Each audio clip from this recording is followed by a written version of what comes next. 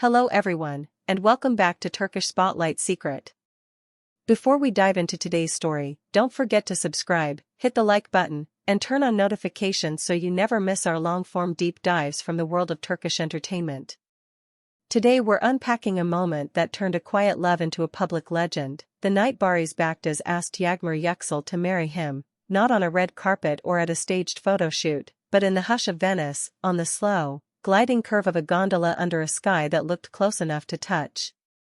It was intimate, cinematic, and, within hours, unavoidably viral. Let's start with the part most people never saw because it happened long before the cameras.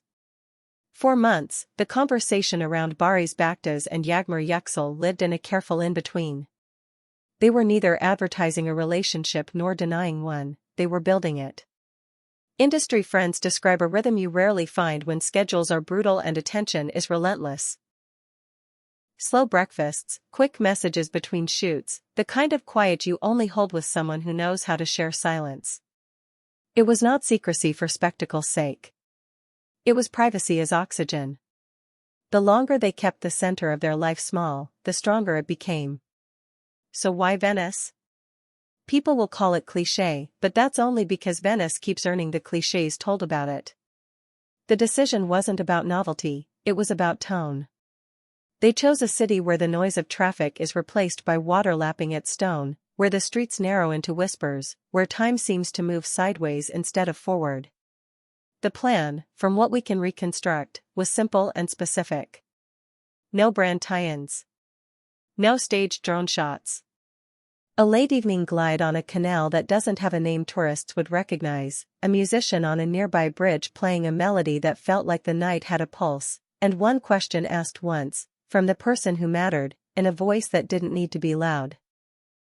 Witnesses will tell you the light did most of the work. It had rained earlier, just enough to polish the stone and make every lamp glow twice, once in the air, once on the water.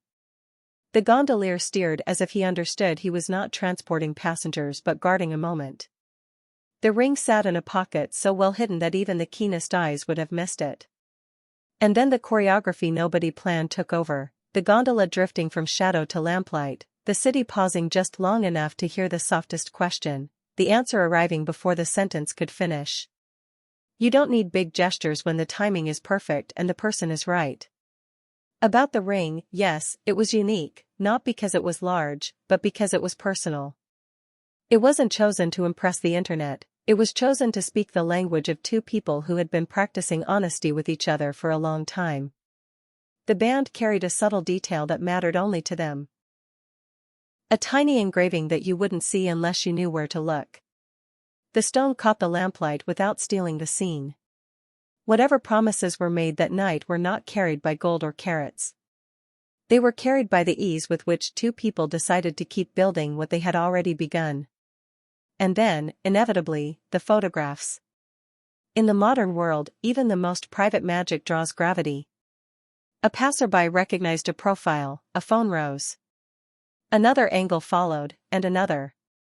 By the time the gondola turned back toward the quiet water, at least a handful of frames existed, silhouettes, a sudden stillness, the tiny bright star of a ring. Within hours, the images migrated from personal galleries to fan pages to entertainment accounts with international reach. The captions wrote themselves, Venice, proposal, Barış and Yağmur, under the stars. The words were simple because they had to be. The pictures were doing all the heavy lifting. Fans, as they always do, became a chorus. Some were there for the romance, finally, a love story that doesn't need to shout to be heard.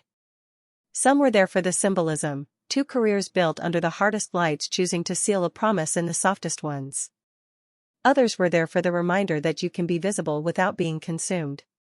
The comment sections filled with congratulations in multiple languages, edits spliced old interviews with new photographs, and timelines turned into mosaics of lamplight, water, and astonished smiles. Notably, the loudest reaction was joy.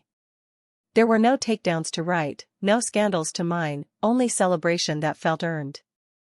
Of course, when joy is this loud, so are the questions. Was the trip planned around the proposal, or did the moment arrive and make its own plans? Who knew in advance? Family, a few trusted friends, no one at all. Would there be an official statement, or would the images be allowed to speak for themselves? And, inevitably, what comes next? Dates, venues, guest lists, the architecture of the future. Here is where the couple's earlier discipline matters. The same care that let them live a quiet beginning will likely guide them through this bright middle. Expect the tone to stay measured. Expect updates that respect attention without feeding it. Expect the relationship to remain a life, not a storyline. It would be easy to rewrite the night into a fairy tale and leave it there, but the truth is more interesting because it is more human. A proposal is not the start of love, it is the start of its public chapter. What made Venice sing wasn't the city or the music or the ring. It was the preparation underneath, the compromises you don't see, the kindnesses nobody posts, the fights solved at the speed of honesty, the willingness to stay when staying is harder than leaving. The proposal worked because the work had already been done in 100 smaller rooms. Let's talk about the aftermath, not the headlines. When the images reached their families, the first responses were not strategic. They were personal. Parents measured the moment by memory, a child's first steps turned into a grown adult stepping into a future.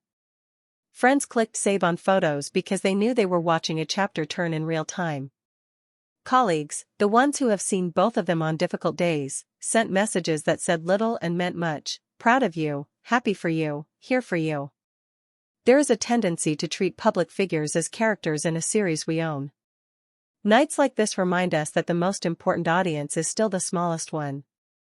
Industry watchers will, of course, map the ripple effects. A proposal with this kind of reach bends the orbit of brand negotiations, media plans, and release calendars. Will their next public appearance be together, deliberately leaning into the moment? Will there be a single photo shoot designed to satisfy curiosity and buy back privacy? Will future interviews treat questions about the relationship as a detour or as part of the main road?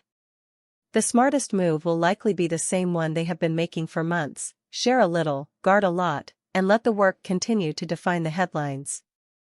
In the middle of all this strategic talk, it is worth pausing on the image that won't leave the mind: a gondola floating through a seam of light, two people who chose each other, and a city that seemed to nod in agreement. It is easy to be cynical about romance when you see it packaged and sold.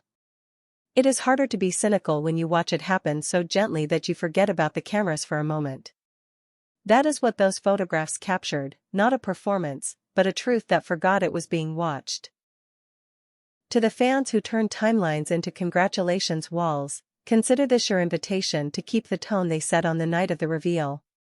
Celebrate without intruding. Share joy without assigning the future a script it did not write.